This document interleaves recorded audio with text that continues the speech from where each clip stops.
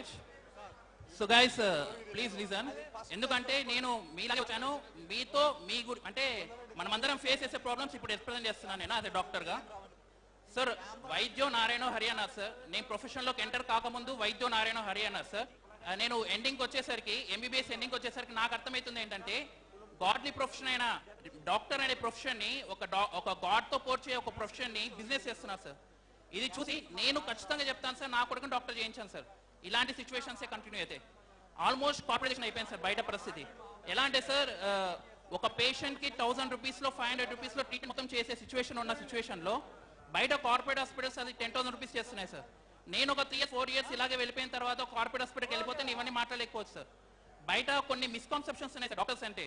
ఏంటంటే పిఎస్లీస్లో పనిచేయరు, అక్కడ పల్లెటూరులో పనిచేయాలని. అది ఫేక్ సార్. ఒక చిన్న ట్రూత్ ఏంటంటే సార్, రీసెంట్గా 4 ఇయర్స్ రిలీజ్ చేయలేదు సార్ గవర్నమెంట్, టీడీపీ గవర్నమెంట్ రీసెంట్గా జాబ్స్ రిలీజ్ చేసింది సార్. 1100 జాబ్స్ రిలీజ్ చేసింది సార్. 1100 జాబ్స్కి ఆల్మోస్ట్ 12,000 మెంబర్స్ అప్లై చేస్తారు డాక్టర్స్. అంటే 1100 మెంబర్స్కి పోస్ట్ వస్తే మిగిలిన 11,000 మెంబర్స్ నిరుద్యోగులు. అలాగే మన రీసెంట్గా నీట్ ఎగ్జామ్ జరిగింది సార్. ఆ నీట్ ఎగ్జామ్లో పోస్ట్ ఏంటంటే 32,000 సార్. ఆ 32,000 పోస్ట్కి అంటే 32,000 పీజీ సీట్స్కి 1,70,000 మెంబర్స్ రాశారు సార్. అంటే ఆల్మోస్ట్ 1,00,000 మెంబర్స్ అన్ఎంప్లాయిడ్ యూత్ ఉంది సార్. అది మెడికోస్లో, అది డాక్టర్స్లో మాత్రమే. ఇవన్నీ misconceptions sir. We are ready to work in పిఎస్సీస్ అనమాట. ఇంకొకటి ఏంటంటే సార్, బేసిక్గా డాక్టర్స్ ఇప్పుడు ఇక్కడ ఒక కార్పొరేషన్లో ఒక తప్పేం జరుగుతుందంటే సార్, ఆర్ఎంపీస్ ఉంటున్నారు సార్. ఎక్కడంటే పల్లెటూరులో ఉంటున్నారు. వాళ్ళ ఆర్ఎంపీస్ అనేది ఇంతకుముందు డాక్టర్లు తక్కువ ఉన్న టైంలో వాళ్ళు చాలా సేవ్ చేశారు సార్, వాళ్ళని తప్పు పట్టలేదు. కానీ ఇప్పుడున్న సినారియోలో డాక్టర్స్ ఎక్కువ మంది ఉన్నప్పుడు డాక్టర్స్ని యూజ్ చేసుకోవట్లేదు సార్ గవర్నమెంట్. పిఎస్సీస్ని ఎక్కువ ఎస్టాబ్లిష్ చేయట్లేదు సార్. అక్కడ ఆర్ఎంపీలు ఉండడం వల్ల ఆర్ఎంపీలు ఎక్కువ స్టిరాయిడ్స్ పెడుతున్నారు సార్. ఆ స్టిరాయిడ్స్ ట్రీట్మెంట్ తీసుకోవడం వల్ల చాలా మంది పేషెంట్స్ చాలా జబ్బులకి తొందరగా అయిపోతున్నాయి సార్. ఇమ్యూనిటీ తగ్గిపోతుంది. ఈవెన్ మన కరుణ మెడికల్ కాలేజ్ గవర్నమెంట్ హాస్పిటల్లోనే రోజుకి కనీసం 500 మంది పేషెంట్స్ స్టిరాయిడ్ రెసిస్టెన్స్ వస్తున్నారు సార్. ఇలాగే కంటిన్యూ అయితే యాంటీబయాటిక్స్ కూడా పనిచేయవు సార్. సో ఆర్ఎంపీసీ నిర్మూలించాలని ఇంతకుముందు జూనియర్ డాక్టర్స్ అందరము 2018లో పోరాటం చేశాం సార్. అప్పుడే మిమ్మల్ని వచ్చి ఒకసారి కలుద్దాం అనుకున్నాము, అప్పుడు కుదరలేదు సార్.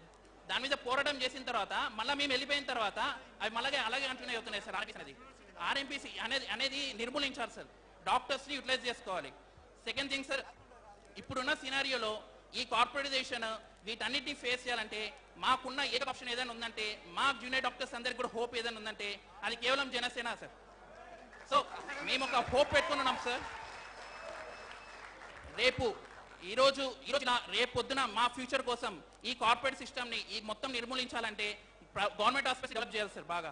ప్లస్ హెల్త్ సిస్టమ్కి వచ్చేసి ఏంటంటే ఎక్కువ పర్సెంటేజ్ ఇవ్వాలి సార్. హెల్త్ పిఎస్సీస్ని ఎస్టాబ్లిష్ చేయాలి సార్. ఇంకా వ్యాక్స్ ఏం చేస్తున్నారంటే సార్, ప్రైవేట్ హాస్పిటల్స్కి పేషెంట్ రెఫర్ చేసిన తర్వాత 50% వాళ్ళకి వెళ్తాం సార్. అంటే ఒక పేషెంట్ 10,000 రూపీస్ హాస్పిటల్లో ఖర్చు పెట్టి 5,000 రూపీస్ క్వాక్కి వెళ్తాం సార్. అంటే ఆర్ఎంపీకి వెళ్తుంది. ఆ 5,000 రూపీస్ ప్రైవేట్ హాస్పిటల్ తీసుకుంటుంది. ఆ కార్పొరేట్ హాస్పిటల్ తీసుకెళ్తే అంటే చాలా ఉన్నాయి సార్ కార్పొరేట్ హాస్పిటల్స్, ఒక పేరు అని కాదు. కిమ్స్ ఉన్నాయి, మైక్యూర్ ఉంది, మ్యాక్స్ ఉంది, ఇవన్నీ చాలా పెద్ద కార్పొరేట్ సిస్టమ్ సార్. వాళ్ళు తీసుకుంటారు. సో అల్టిమేట్గా అక్కడ బ్లేమ్ వచ్చేది మాత్రం డాక్టర్కి వస్తుంది. కానీ ఇక్కడ అల్టిమేట్గా ఈ వింగ్లో చిక్కుకోబోతున్నాడు సార్ డాక్టర్ అనే వ్యక్తి. సో వీటి నుంచి ఒక డాక్టర్ బయటకు వచ్చి ఫైట్ చేయాలంటే కూడా చాలా కష్టం అయిపోతుంది సార్. నిరుద్యోగులు అయిపోతున్నారు సార్. ఇవన్నీ తట్టుకోలేక చాలా మంది యూఎస్కి వెళ్ళిపోతున్నారు సార్ డాక్టర్స్. సో ఆల్మోస్ట్ ఇప్పుడు యూఎస్లో ఉన్న డాక్టర్స్ 60% మన తెలుగు వాళ్ళు సార్. దానికి గర్వపడాలో ఇట్లాంటి దౌర్భాగ్యమైన స్థితి మన డాక్టర్స్కి ఎందుకు వచ్చిందని బాధపడాలో అర్థం కావట్లేదు సార్.